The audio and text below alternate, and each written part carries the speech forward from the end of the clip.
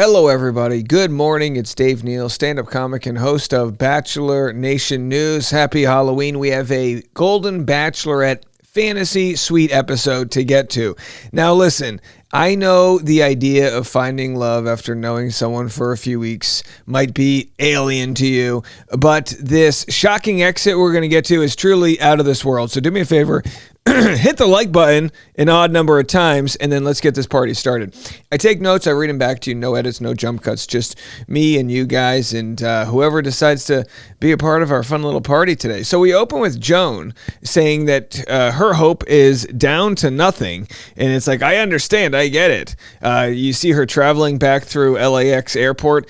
Joan, I'd hate flying through LAX too, but hang in there. You're going off to Tahiti, the island of Moorea. Just absolutely beautiful. I mean, doesn't this look great? This might be the most beautiful island in all of the galaxy, and I would know, trust me. So they take a nice cruise. Joan is surprised by her pal Nancy from Gary's season. Nancy shows up, which is always fun, getting some female support. And of course, Nancy's like, "Are you kidding me? I get to go, go to Moorea for a nice vacation. I don't even have to get dumped on national TV." So Guy gets his first date, and of course, it's a pretty good one. He gets a pretty good date. They swim with sharks. It's a beautiful advertisement for Tahiti, which, by the way, not that far from Los Angeles. You know, it's no farther really than Hawaii. It's a beautiful French Polynesian colony, of course. The colonies, we just had to ruin everything. It's like, oh, no, we like it over there. Slap the French accent. Oh, put nice island nation, throw some baguettes in there. Actually, my roommate in college when I studied abroad was from Tahiti, so shout out to my good pal Ode. All right, so Joan says she isn't ready for the physical side of the fantasy suite. She still wants alone time, though, which is a big power move by Joan. It's very anticlimactic to set up your needs ahead of time. We like that. She's very respectful of the men. She's like, I'm not going to just give you guys all what you want. I've been there, done that. I'm going to make you earn it.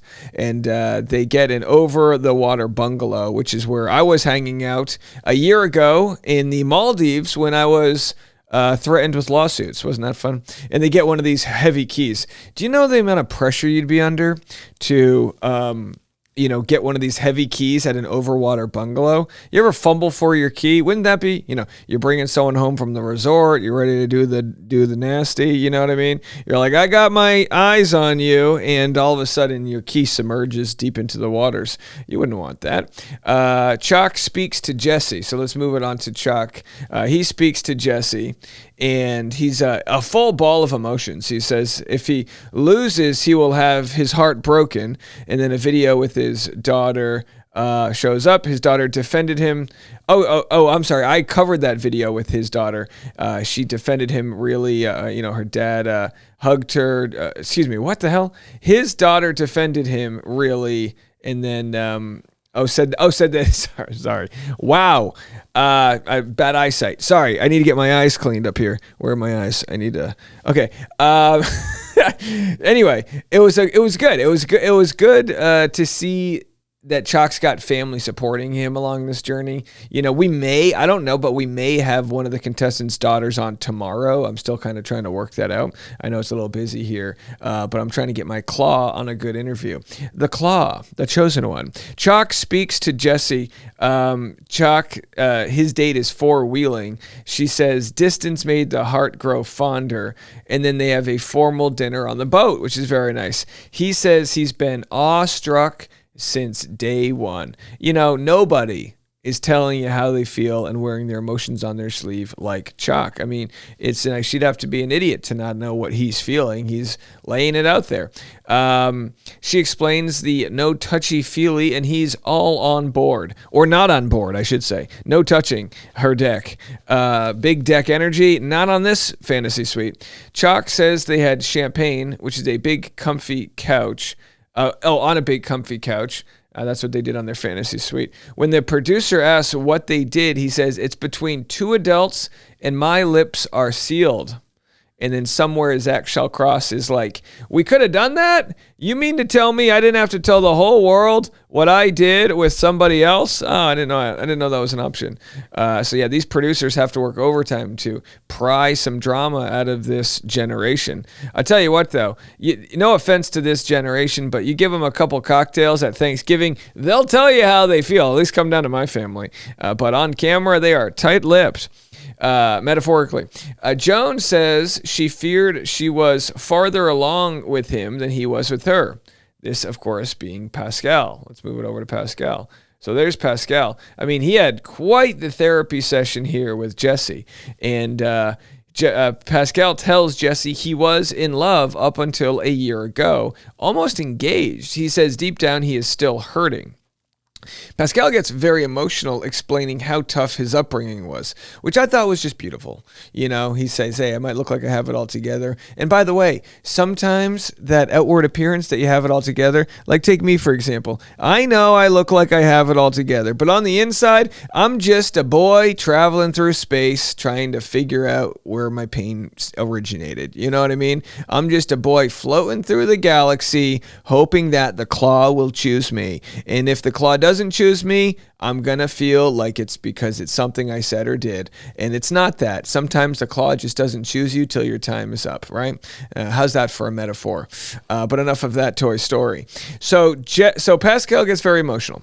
Jesse says bon chance at the end of it, which it's always good to speak a bit of French to the petit peu de français to the Frenchman there. And then it's time for Pascal and Joan to hang. Looks like he's already made his mind up. They probably said like, hey, we already paid for this date. Can you just go to this date? We got these guys waiting in the waters and then just dump her later on. So he's like, all right, fine. So he plays the game. They get a taste testing of local delicacies. Joan and Pascal are on the same path. Not ready to retire, but keep exploring life. They do a traditional Tahitian bonding ceremony, which clearly didn't work. We'll get to that in a minute. It's like, look, they can try their best to bond you, but if you're not ready, you're not ready. So then they do their evening portion of the date back on the boat. After that, they do the bonding. Very nice, beautiful stuff. And then they do the evening portion back on the boat. Pascal asks her for a deep convo. Oh boy, he says his daughter signed him up for Bachelorette. Then he says all the telltale signs of what you say before you dump someone. He's like, you're beautiful, you're this, you're that, you're incredible. I love the way you swim with sharks. You couldn't have been better. Everything's perfect. It's not you, it's me. He kind of does that whole thing. Then Joan tells Pascal he reminds her of her husband. And he's like, no, don't talk. Don't make this worse. You ever try to dump someone and they make it worse? You're like, no, don't do that. He says he cares about her as a friend, but is not in love. Says they have a good time together. And then, hey, look, good on him for being honest, right? I think that's a big thing, and that's hard. You know, that's hard out there to be honest. But she needed that because she was like, "Are you not there yet?" And to me, that was kind of telling. Thinking, I wonder if Pascal was her number one. I do. I wonder because she's like, if you're not there yet, that's okay. But if you're not gonna get there, that's another thing. And he's like, look, honey, I don't love you. All right, it's all been fine. And, you know, and you can't blame him. You know, I think, you know, you look at this and you go, okay, this it kind of looks bad on him if this is all you see, like he's yelling at the cameras. But it's a tough moment. He's just saying, give us some space. In fact, I think in this moment, he's less worried about himself and he's being protective of Joan. That's how I took it. He's saying, get away, give her a moment. You know, because he says, you know, I understand. She says it's okay, but it's not. It's not okay. You know, it's tough. It's hard out there. She said it's okay, but Pascal says he knows it wasn't. Producers asked Pascal if he's okay. He goes, no, I'm not. I'm not okay. And he tries to, shove the cameras away. Camera guy zooms in through the glass staircase. Wasn't that nice to have a glass staircase? How dramatic. Pascal leaves on the boat, the tender love. So that's where it stands. And by the way, I mean, last night was a hell of a night. Here I am, you know, we're trying to piece together our spaceship for our son. You can only imagine what sort of Toy Story character he is. All I'll say is this. There's a lot of buzz about how cute he looks. I'll tell you that much. And you can join me on my Instagram if you want to see that at DNeals. But also you can join me on the podcast, The Rush Hour with Dave Neal. If you just scan this QR code, just take your phone and put the camera up to that QR code and scan it, you'll then get the whole podcast every morning, every afternoon. And we have a lot of great interviews. I'm going to be interviewing a friend of the program who is a millennial veteran about what she thinks about life post-military.